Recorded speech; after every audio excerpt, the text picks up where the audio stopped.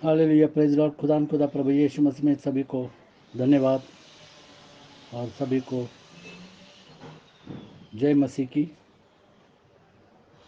प्रभु यीशु मसीह हमारा जीवित परमेश्वर है और जीवितों का परमेश्वर है। उसका वचन जीवित है और वह वचन हमारे बीच में काम करता है। उसके वचनों के द्वारा खुदा हम सभी को सहायता और मदद करता है, हमारी अगुवाई करता है। इसके लिए हम खुदा का धन्यवाद देते हैं। आइए हम दुआ करें।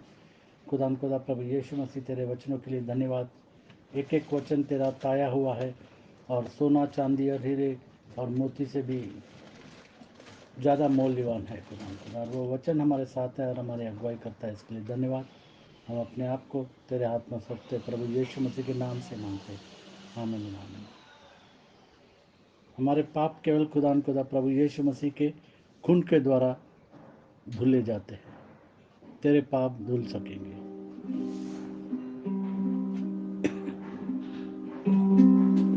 तेरे पाप धुल सकेंगे आज ही मसीह के द्वारा। तेरे पाप धुल सकेंगे आज ही मसीह के द्वारा। सिर्फ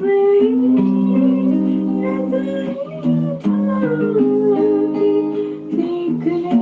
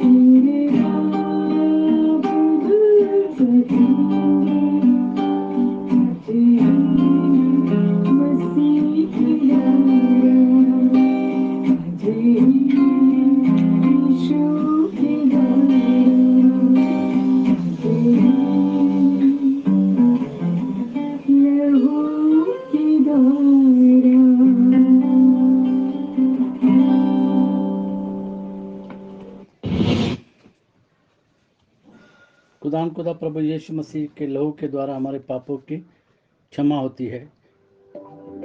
जैसे वचन में लिखा है कि बगैर लहू के पापों की क्षमा नहीं होती, और इसीलिए खुदान खुदा प्रभु यीशु मसीह ने अपने आप को क्रूस पर दे दिया और हमारे पापों की क्षमा की है। उसने हमको अपना लहू दे करके खरीद लिया है। हम पढ़ेंगे एजकेल की किताब और 5वां अध्याय और 1 से 4 आयत तक। एजकेल की किताब 5वां अध्याय और 1 से 4।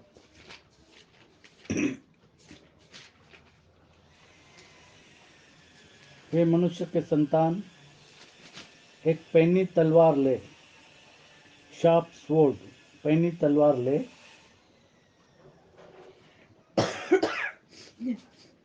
और उसे नाई के उस्तरे के समान काम में लाकर अपने सिर और दाढ़ी के बाल मूंड डाल।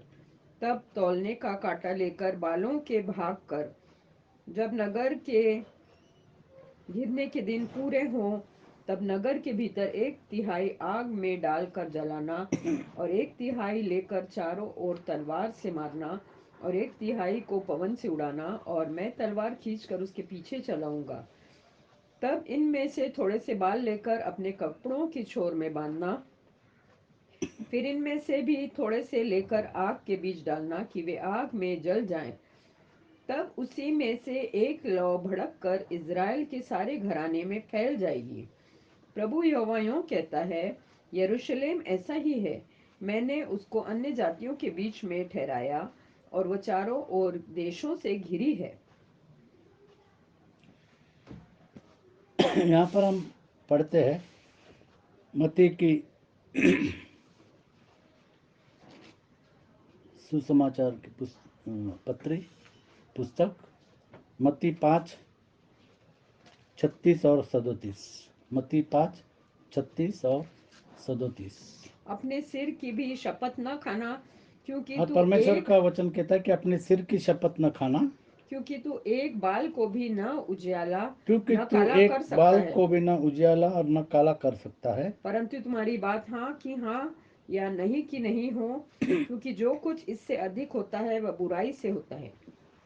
हमारे हाँ हाँ होने चाहिए, हमारी ना ना होना चाहिए, और हम एक बाल भी सफ़ेद या काला नहीं कर सकते। और यहाँ पर परमेश्वर का वचन स्किल से कहता है कि और हे मनुष्य के संतान, एक पैनी तलवार ले। एक पैनी मतलब शार्प स्वॉर्ड। एक पैनी तलवार ले और उसे नाई की तरह, जैसे नाई जो है वो बाल काटने के लिए अस्त्र इस्तेमाल करता है, उसी तरीके से तलवार से तू नाई के छुरे के काम में लाकर अपने सिर और दाढ़ी को बाल मुंड डाल। तब तोलने का कांटा लेकर बालों को भाग कर। हम यहाँ पर देखते कि एक एक बाल का भी वजन है, और जो परमेश्वर के हाथ में जो तोलने का, नापने का जो कांटा है, हम देखते कि एक बाल का भी उसमें वजन आता है।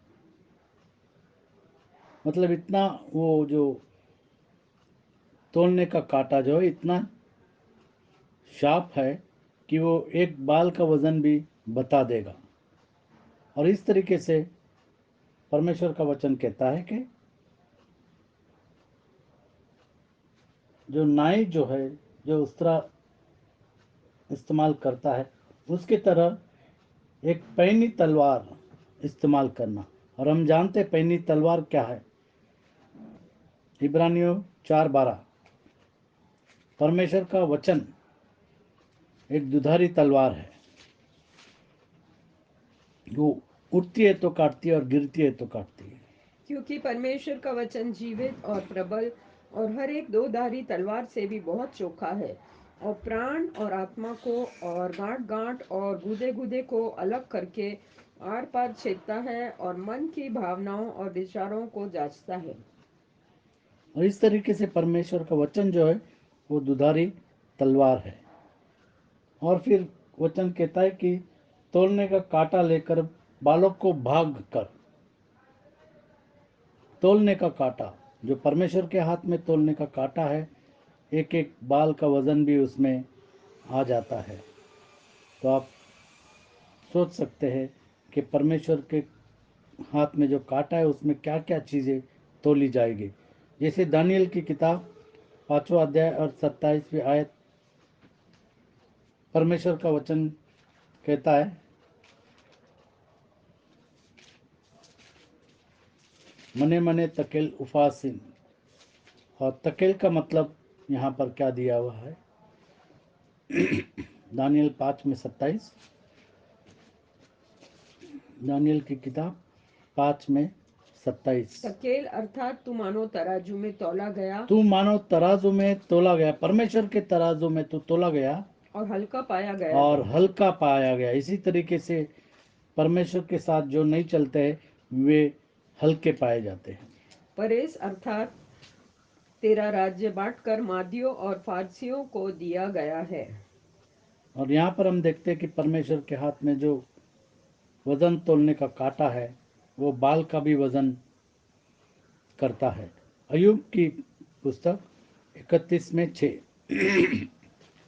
अय्यूब की पुस्तक 31:6, बाल का भी वजन कांटे में आता है।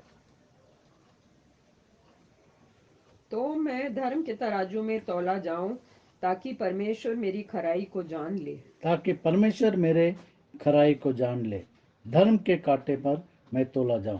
कितने लोग धर्मी हैं, जो परमेश्वर के वचन पर चलते हैं वे ही लोग धर्मी ठहर सकते हैं। कोई भी अपने आप धर्मी नहीं ठहर सकता। भजन संहिता 62:9, भजन संहिता 62:9।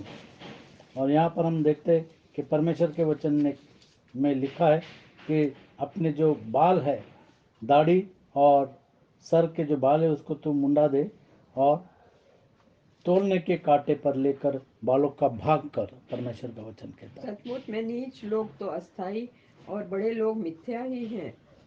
तौल में वे हल्के निकलते हैं। तोल में वे हल्के निकलते, जैसे हमने वचन में पढ़ा कि तू तोला गया और हल्का पाया गया। तो हम परमेश्वर के वचन पे चलेंगे तो ही हम हल्के नहीं पाए जाएंगे, क्योंकि परमेश्वर का वचन बड़ा वजनदार है, क्योंकि उस वचन के द्वारा सारी सृष्टि को बनाया गया है। तौल में वे हल्के निकलते हैं, वे सब के सब सांस से भी हल्के हैं। सांस से भी हल्के हैं। और फिर दूसरी आयत में परमेश्वर का वचन कहता है, जब नगर के गिरने के दिन पूरे हो तब नगर के भीतर 1/3 आग में डालकर जलाना। जो बाल है 1/3 आग में डालकर जलाना और 1/3 लेकर चारों ओर तलवार से मारना, बालों को तलवार से मारना। और ये बाल जो है, हिजकेल के मुंडे हुए सिर के बाल जो है वो मनुष्य के 4 भाग जो है वो दर्शाती है। पहला भाग जैसे हमने देखा कि उसको रेजर की नाई की छुरे के नाई तलवार को इस्तेमाल करना और भाग करना। परमेश्वर के वचन में लिखा है कि उसको भाग कर देना।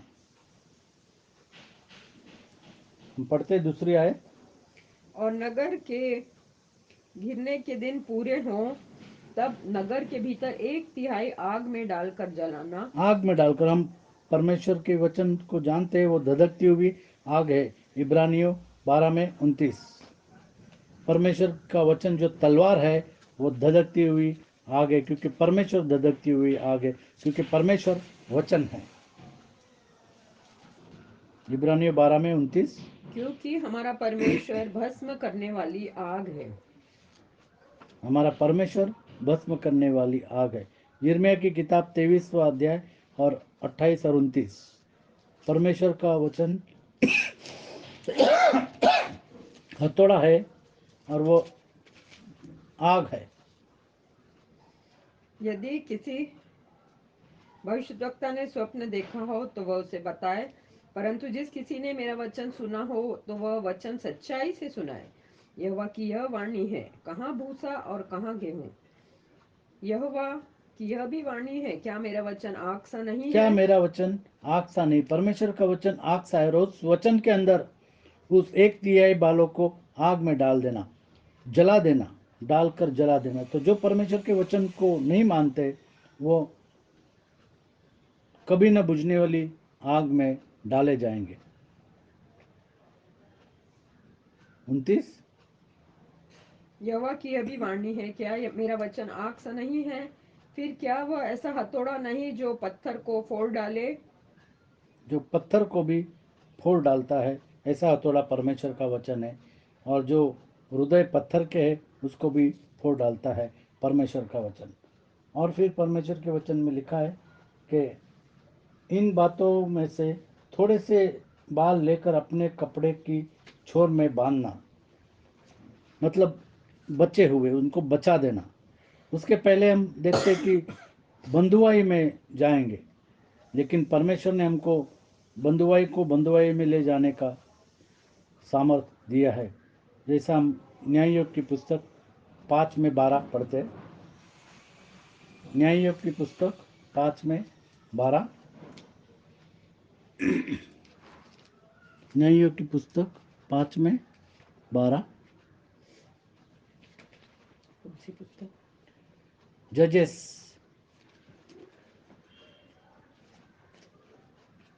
5:12। और डिबोरा जब गीत गाती है तो वो कहती है 5:12, जाग जाग हे दबोरा, जाग जाग जाग जाग गीत सुना। हे दबोरा, गीत सुना। हे बाराक उठ, हे अबीनोअम के पुत्र, अपने बंदियों को बंधुआई में अपने ले चल। बंदियों को बंधुआई में ले चल। जैसे हम देखते हैं कि शैतान बांधने को आता है, लेकिन हम शैतान को ही बांध सकते हैं परमेश्वर के सामर्थ्य से, पवित्र आत्मा के सामर्थ्य से, और परमेश्वर के वचनों के द्वारा, प्रभु यीशु मसीह के खून के द्वारा, प्रभु यीशु मसीह के उपस्थिति के द्वारा हम बांध देते हैं शैतान को, बंधुआई को, बंदियों को बंधुआई बंदियों में को ले चल। बंदीवाई में ले चल। परमेश्वर के नाम से हम शैतान की ताकत को बांध देते हैं। उसी तरीके से इफिसियों 4:8। इफिसियों 4:8।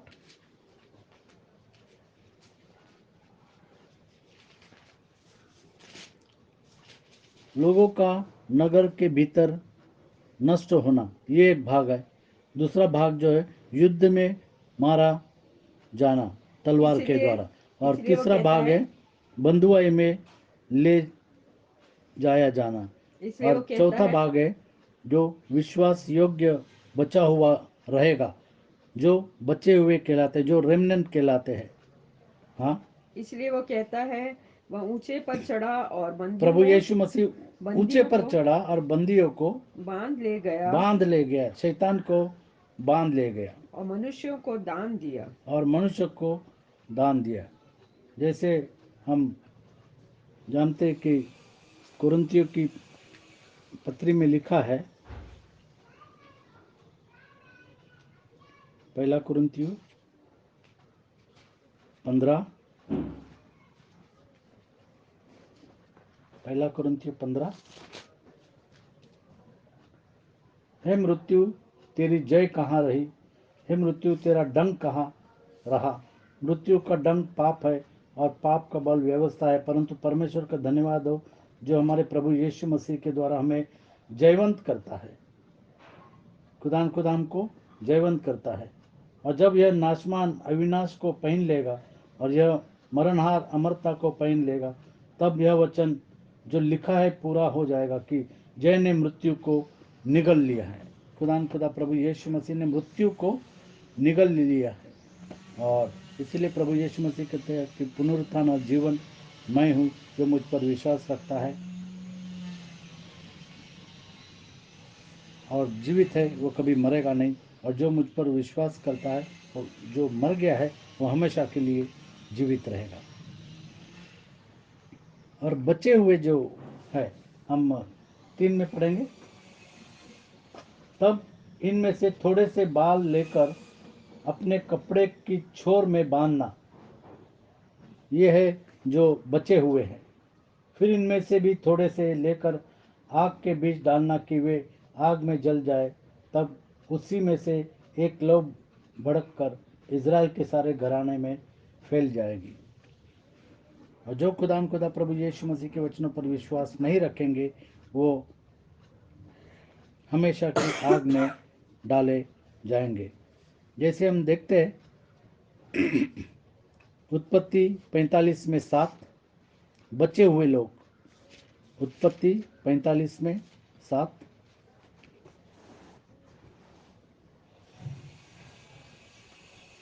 उत्पत्ति की पुस्तक 45 में 7। इसलिए परमेश्वर ने मुझे तुम्हारे आगे इसलिए भेजा कि तुम पृथ्वी पर जीवित रहो तुम और पृथ्वी तुम्हारे पर जीवित रहो और तुम्हारे प्राणों के बचने से तुम्हारा वंश बढ़े। और तुम्हारे प्राणों के बचने से तुम्हारा वंश बढ़े। और इसीलिए खुदा प्रभु यीशु मसीह ने हम सभी को जीवित रखा। आज हम जीवित हैं क्योंकि हम प्रभु यीशु मसीह से लिपटे हुए। दूसरा राजा 19 में 4। दूसरा राजा 19 में 4।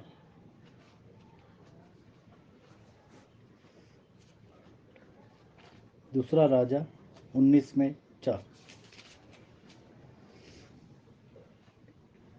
कदाचित तेरा परमेश्वर यहोवा रबशके की सब बातें सुने जिसे उसके स्वामी अशूर के राजा ने जीवते परमेश्वर की निंदा करने को भेजी है। और जो बातें तेरे परमेश्वर यहोवा ने सुनी है उन्हें डांटे, ताकि तू इन बचे हुओं में के लिए जो रह गए हैं प्रार्थना करे। बचे हुए लोगों के लिए प्रार्थना करना है, क्योंकि रेमनेंट जो है परमेश्वर ने अपने लिए बचे हुए लोग रखे हैं। और जो प्रभु यीशु मसीह के नाम से बपतिस्मा लेते हैं और एक ही खुदा का जो डॉक्ट्रिन है उसको मानते हैं, वो बचाए गए हुए लोग हैं।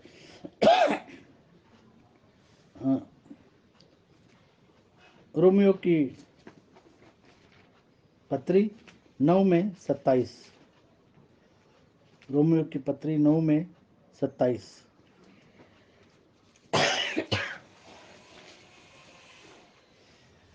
रोमियो की पत्री 9 में 27। और यशाया इज़राइल के विषय में पुकार कर कहता है, चाहे इज़राइल को संतानों की गिनती समुद्र के बालू के बराबर हो, तो भी उनमें से थोड़े ही बचेंगे। उनमें से थोड़े ही बचेंगे। जो विश्वास करेंगे वे ही बचाए जाएंगे। जैसे हम जानते हैं कि इज़राइल के केवल 1,44,000, एक गोत्र में से 12,000। हम जानते प्रकाशित वाक्य 7:4 में लिखी हुई बात है। यशाया 1 में 9। इसीलिए हमको हमारे प्रार्थना में इज़राइल के लिए प्रार्थना करना है, उसको याद करना है, इज़राइल के शांति के लिए प्रार्थना करना है। यशाया 1 में 9।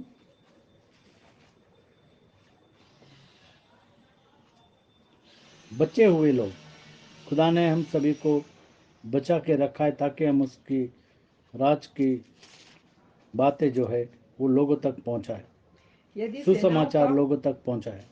यदि सेनाओं का यहोवा हमारे थोड़े से लोगों को न बचा रखता, तो हम सदोम के समान हो जाते और अमोरा के समान ठहरते। अगर परमेश्वर हमको बचाए नहीं रखता तो हम भी नाश हो जाते। और खुदा ने अपने लिए हम सभी को बचा के रखा है ताकि परमेश्वर का सच्चा वचन जो है, सत्य वचन, वो लोगों तक पहुंचाए। और JCNTSD के द्वारा हम सत्य वचन लोगों तक पहुंचाए, क्योंकि प्रभु यीशु मसीह कहते हैं कि जब तक इस जगत के कोने कोने तक सुसमाचार नहीं पहुंचेगा, तब तक खुदा प्रभु यीशु मसीह अपने आने के लिए देरी करता है। तो जब वचन दुनिया के कोने कोने में पहुंचेगा, तब प्रभु यीशु मसीह आएगा। और जैसे यीशु मसीह ने कहा कि मैं शीघ्र आता हूँ, हमको देखना है कि परमेश्वर का वचन दुनिया के कोने कोने तक पहुँचे। जैसा एक ही परमेश्वर है, हम जानते हैं, वचन में लिखा है कि एक ही परमेश्वर है,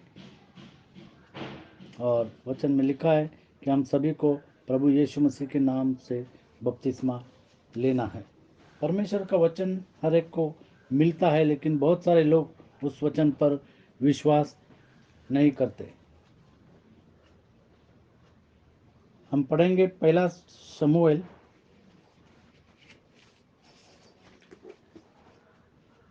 9:27। परमेश्वर का वचन दुधारी तलवार है। पहला शमूएल 9:27। परमेश्वर का वचन हमारे पाँव के लिए दीपक और हमारे मार्ग के लिए उजियाला है, हम जानते हैं। और नगर के सिरे की उत्तराई पर चलते चलते शमूएल ने शाऊल से कहा, अपने सेवक को हमसे आगे बढ़ने की आज्ञा दे। वह आगे बढ़ गया, परंतु तू अभी खड़ा रहे कि मैं तुझे परमेश्वर का वचन सुनाऊं। मैं तुझे परमेश्वर का वचन सुनाऊं। अब समय है परमेश्वर का वचन सुनने का और सुनाने का। जैसे प्रोवर्ब्स 30:5, नीति वचन 30:5। हम जानते हैं कि आदि में वचन था, वचन परमेश्वर के साथ था, वचन परमेश्वर था, वह वचन देहधारी हो गया, और वह वचन खुदा प्रभु यीशु मसीह है। परमेश्वर का एक एक वचन ताया परमेश्वर हुआ का है। एक एक वचन ताया हुआ है, वह अपने शरणागतों की ढाल ठहरा है। और वह अपने शरणागतों की ढाल ठहरा। योना 8:31। योना 8:31। हम जानते हैं कि परमेश्वर का वचन जैसे लिखा है कि विश्वास सुनने से और सुनना मसीह के वचन से होता है। परमेश्वर के वचन के द्वारा लोग बच जाते हैं जब वो विश्वास करते हैं। विश्वास के साथ वचन काम करता है। तभी यीशु ने उन यहूदियों से जिन्होंने उस पर विश्वास किया था कहा, यदि तुम मेरे वचन में बने रहोगे यदि तुम मेरे वचन में बने रहोगे तो सचमुच मेरे चेले तो ठहरोगे। सचमुच मेरे चेले ठहरोगे। तो अगर हमको परमेश्वर का, प्रभु यीशु मसीह का चेला बनना है तो उसके वचनों पर हमको चलना पड़ेगा, वचनों पर अमल करना पड़ेगा। पहला तिमोथी 4:5। पहला तिमोथी 4:5।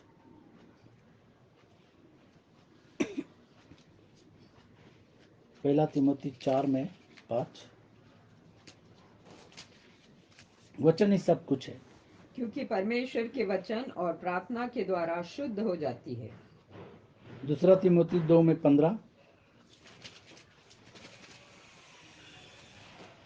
दूसरा तिमोथी 2:15। अपने आप को परमेश्वर का ग्रहण योग्य और ऐसा काम करने वाला ठहराने का प्रयत्न कर जो लज्जित होने न पाए और जो सत्य के वचन को ठीक रीति से सत्य के वचन को ठीक रीति से काम में लाता हो। काम में लाता हो। सत्य के वचन को प्रचार कर।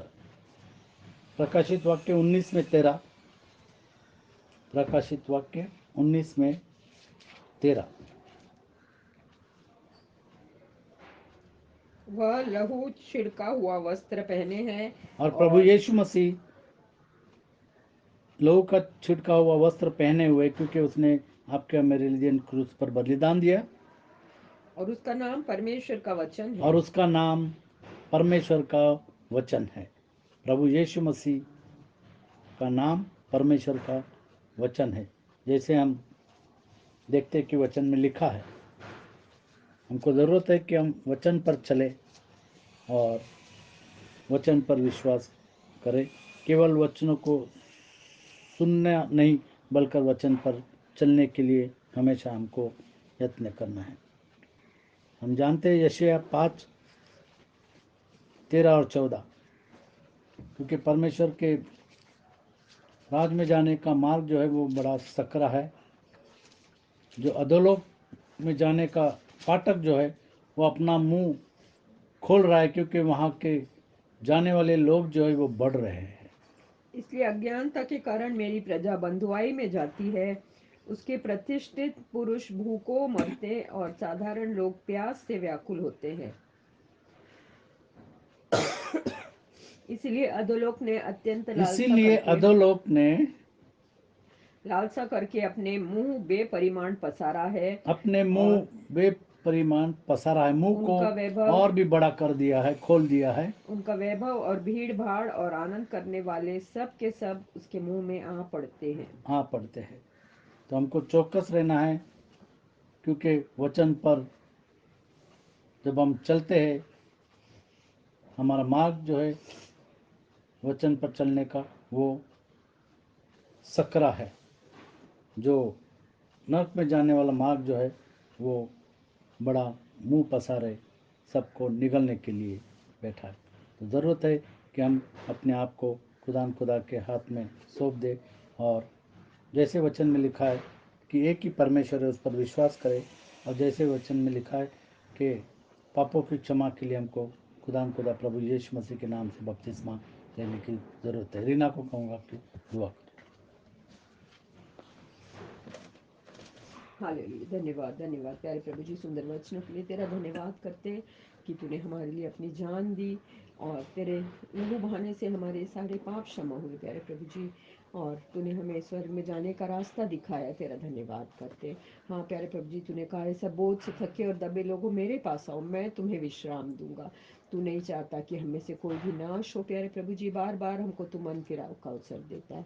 हाँ प्यारे प्रभु जी, तेरे वचन में लिखा है कि तेरी इच्छा के बिना हमारा एक भी बाल बांका नहीं हो सकता। तू हम सब की रक्षा करता है और तू नहीं चाहता कि हम नाश हो, और हमारी तू रक्षा रखवाली करता है। हाँ प्यारे प्रभु जी, हमको तू अंत तक वफादार बना होने दे, हम तेरे वचन को सुने और उसके अनुसार चलने वाले हो सके।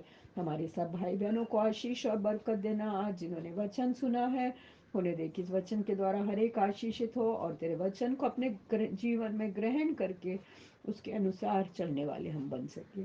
सारी आशीषों के लिए धन्यवाद देते हुए छोटी सी विनती को यीशु मसीह के महान शक्तिशाली पवित्र और मीठे नाम में मांगती हूँ, सुनो कबूल करो, आमीन। आमीन। खुदा प्रभु यीशु मसीह कहता है कि तुम्हारे सिर के बाल भी सब गिने हुए हैं, और एक एक बाल का वज़न जो है वो कांटे में तोला जाएगा। हम अपने आप को परमेश्वर के सामने रखें, ताकि जब हम तोले जाए तब हम हल्के न पाए।